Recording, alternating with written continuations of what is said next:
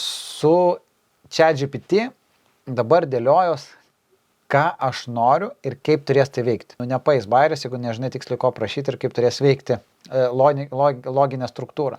Tai man reikia, kad šitas įskiepis, jisai kurtų,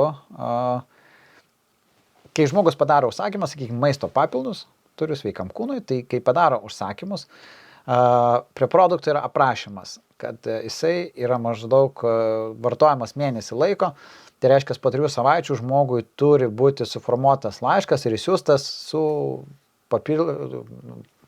suformuotas laiškas.